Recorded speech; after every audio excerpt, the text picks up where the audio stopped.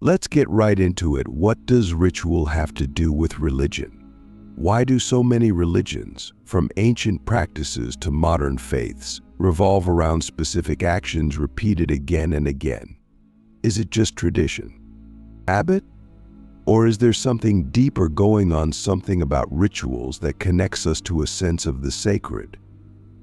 Let's start with this: rituals aren't random. They're not just things people do for the sake of it. Every bow, chant, prayer, offering, or procession in a religious context has a purpose.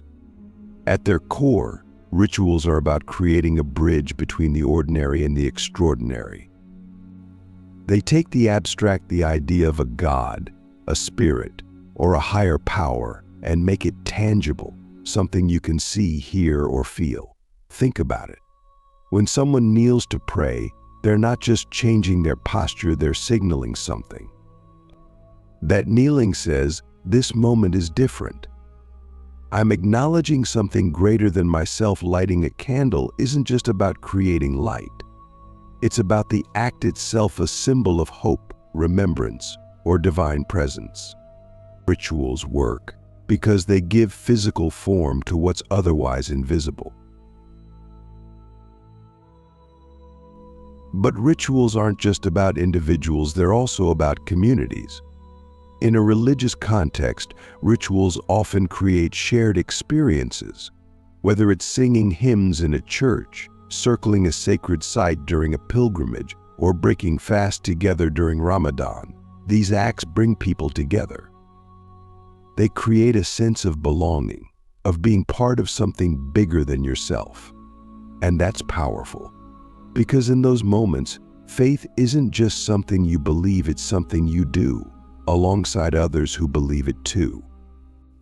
Now let's dig deeper into what makes rituals feel so significant. One reason is repetition. When you repeat an action, it becomes part of you. It's like training your mind and body to align with something greater. Imagine meditating every morning, repeating a mantra. Over time, it's not just a ritual, it's a rhythm. It shapes how you see yourself, your faith, and the world. Repetition is what turns rituals into habits of the soul. Click subscribe to this channel to get more topics you love.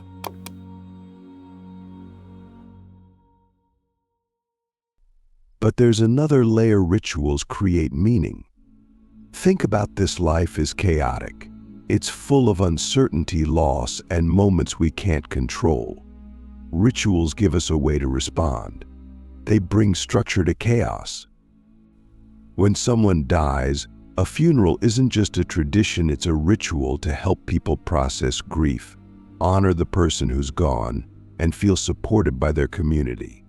Rituals give us a sense of control, even in the most uncontrollable moments. Here's where it gets even more interesting. Rituals aren't just about expressing belief, they shape it. Imagine this: someone goes to a religious service, unsure about their faith. But as they sing, pray, or participate in rituals, something shifts. The act of participating creates a sense of connection, even before the belief is fully formed. In other words, rituals don't just reflect faith, they build it. But rituals can also raise questions. Why do some people find them deeply meaningful while others see them as empty gestures? Is it about the individual's mindset, the community they're part of, or something intrinsic to the ritual itself? And if rituals are so powerful, why do they sometimes feel hollow, like going through the motions without the heart? Let's keep going.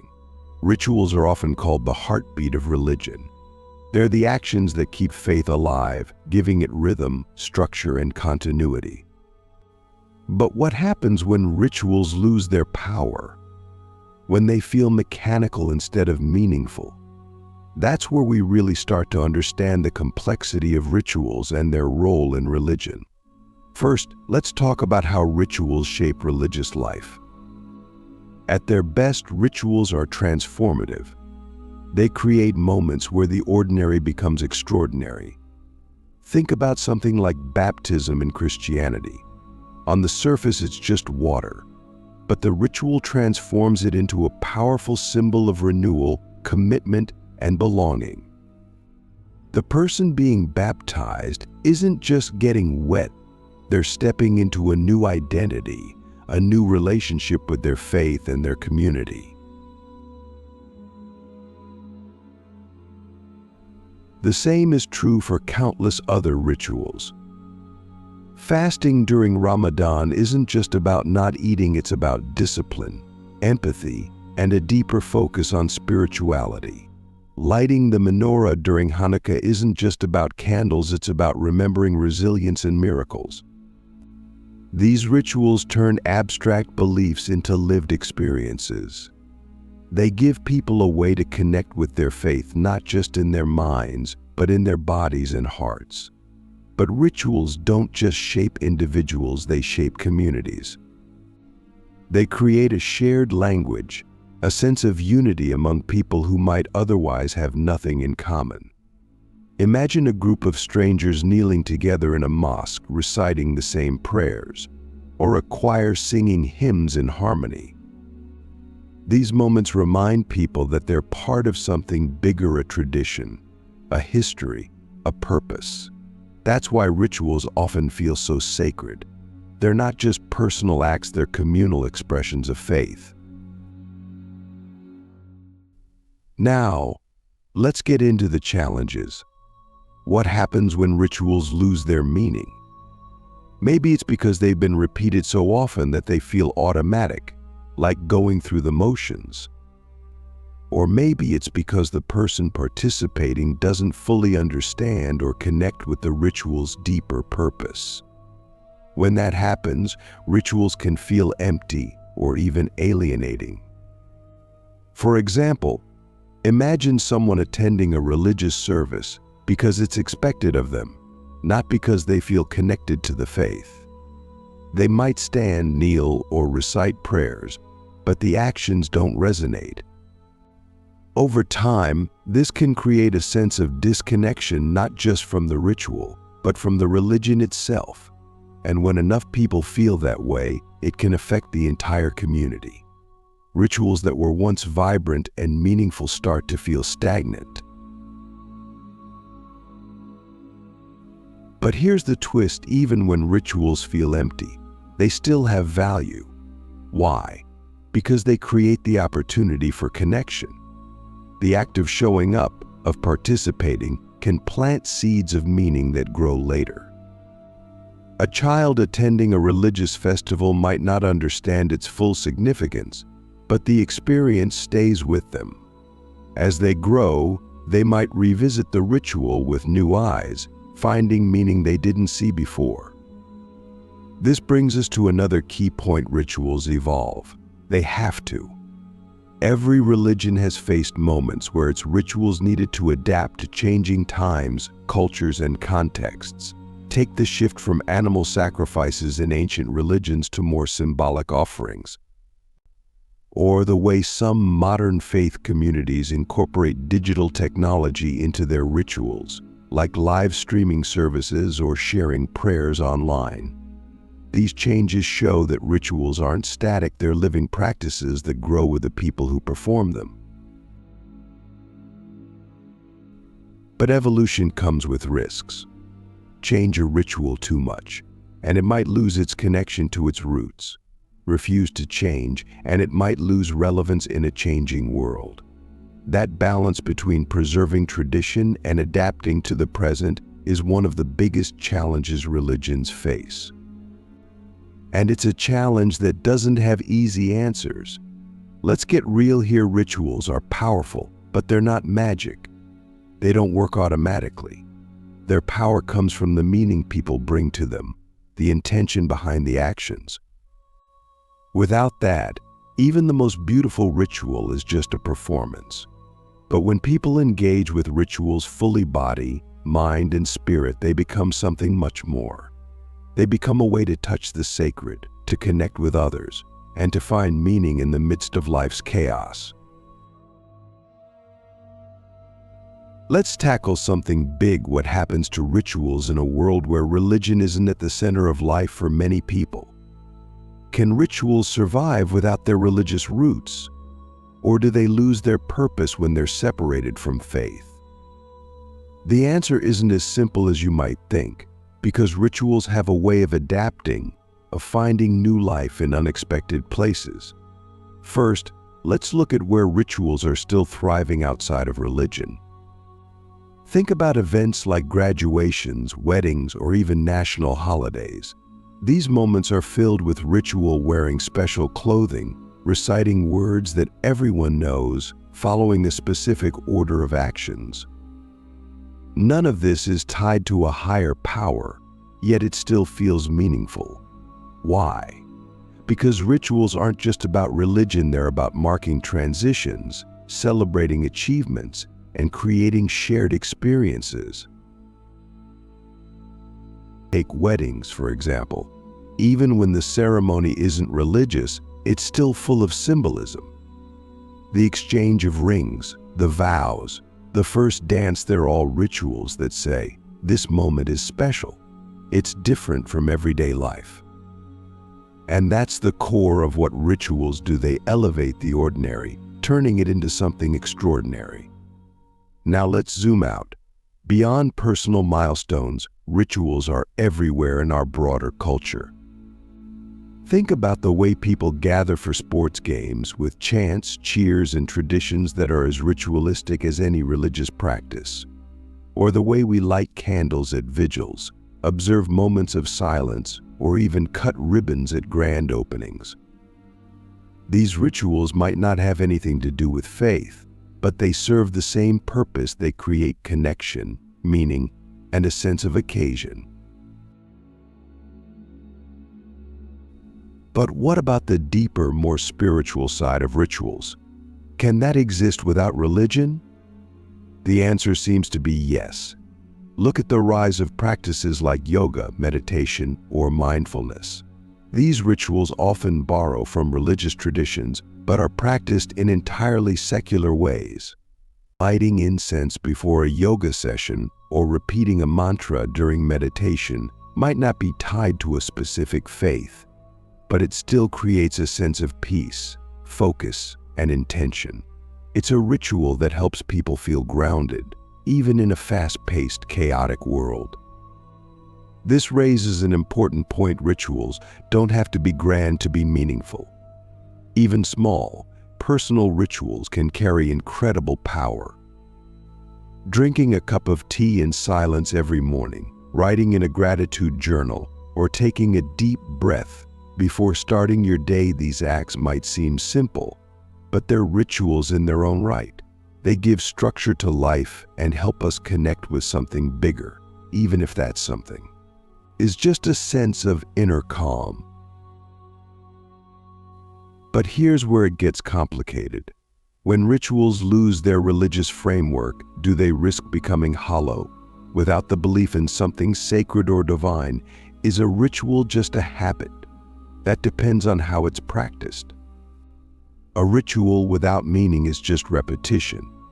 But when people bring intention to it, when they see it as a way to focus, connect, or reflect, it regains its depth, even without religion.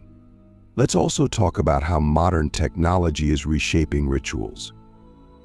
Social media has created its own kind of rituals, posting milestones, sharing traditions, even marking anniversaries or holidays online. Think about the way people post tributes on someone's birthday or light up Instagram with photos of New Year's celebrations. These digital rituals might not feel as sacred as lighting a candle in a temple, but they still create moments of connection and shared experience.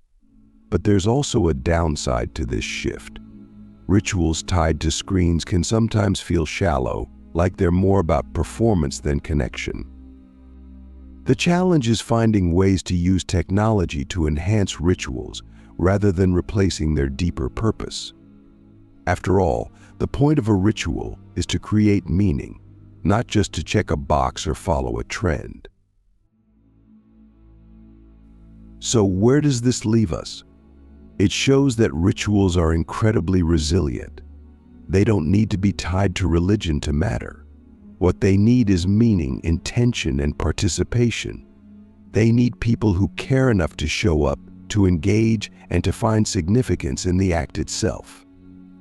Whether that act is lighting a candle, meditating, or simply gathering with others, it's the meaning behind it that gives it power. Let's end with this thought: rituals are about more than just actions.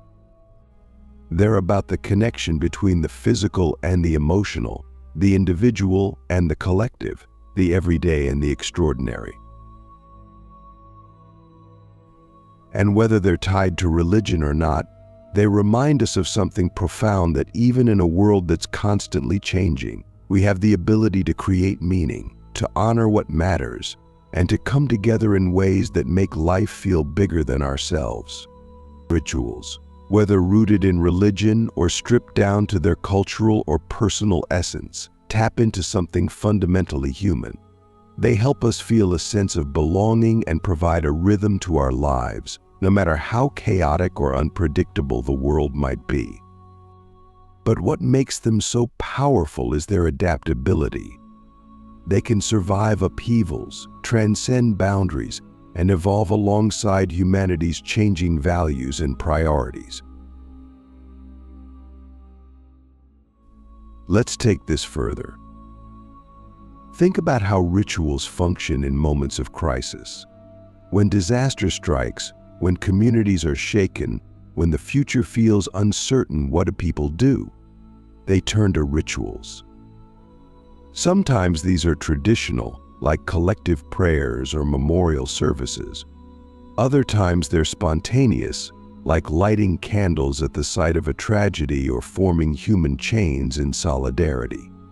These moments prove that rituals aren't just about tradition, they're about coping. They provide a framework for expressing grief, solidarity, and resilience when words fail. Even in global contexts, rituals persist as a way to bring people together. Consider the Olympics. It's essentially one massive global ritual, complete with symbolic torches, flags, and ceremonies.